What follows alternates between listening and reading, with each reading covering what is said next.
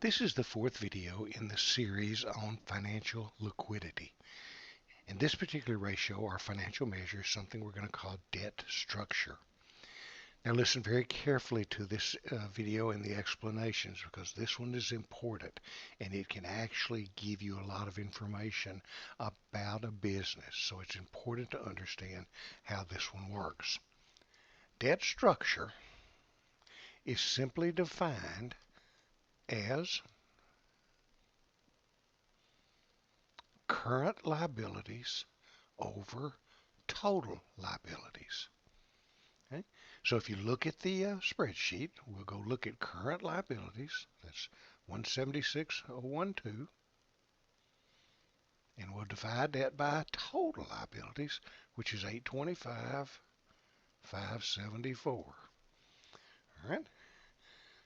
So we'll come down to the spreadsheet now, and we'll make that division equal to current farm liabilities divided by total farm liabilities.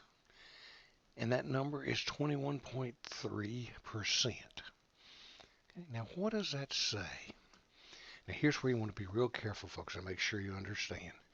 That says of all the farm debt, all the debt that this farm has, 21.3% of that debt is due in the coming 1 year.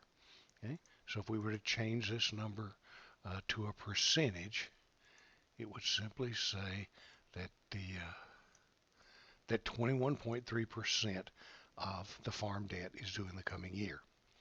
Now, here's where students have historically had a little trouble to interpret this debt structure.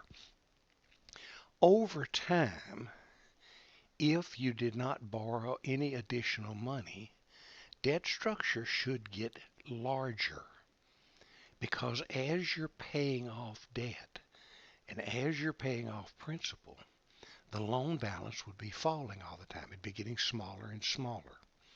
So the principal portion would be getting larger and larger. So if you were in the very early years of a loan, let's say you took out a 30-year mortgage. In the first year of that mortgage on land, you'd pay very little principal and you'd have a huge outstanding balance. And your debt structure would simply be a really low number. But as you move through time, you would actually be paying more principal and the loan balance would be falling. So that debt structure should be getting larger. Actually, if you got to the very last year of the loan, where you had just one more year to pay off, debt structure should be 1, because all of the principal in that last year would be due in the next 12 months. Now, how could a manager use this, or how could a lender use this to determine the kind of some of the activities, financial activities on a farm? Well, let me explain to you. Let's suppose you're over here in debt structure, say in the early years. And suppose this number started out very, very low. You know, maybe it's a 0.1, and then it goes to 0.2, and then to 0.35, and maybe then to 0.4.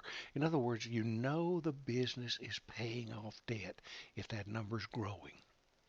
But what if you come along here about, say, this year right here, and all of a sudden that debt structure was 0.75, and then you come to the next year, and all of a sudden it went from 0.75 back to 0.25. Now, if you'll just use your common sense logic, you would know that that business went out and borrowed a lot of money on a long-term loan. That's the only way that debt structure could fall, whereas you had just a little bit of principal due the next year and a big outstanding loan balance. So lenders could look at debt structure, even though the farm owner might not have borrowed the money from them. If you had that debt structure number from financial statements, you could tell if that customer actually went out and borrowed money that you didn't know about, because that debt structure would change. Be sure you understand that concept. Now, debt structure should get smaller as you're paying off a loan. Okay? Excuse me. Debt structure should get larger as you're paying off a loan. That number should be going up and up. And ultimately, if you don't borrow any additional money the very last year, it should be 1. However, if you borrowed additional money, it's going to cause debt structure in any year to fall. And of course, the magnitude of how much it falls depends upon how much you borrow, how long a loan that would be, and how much you are paying in those first few years.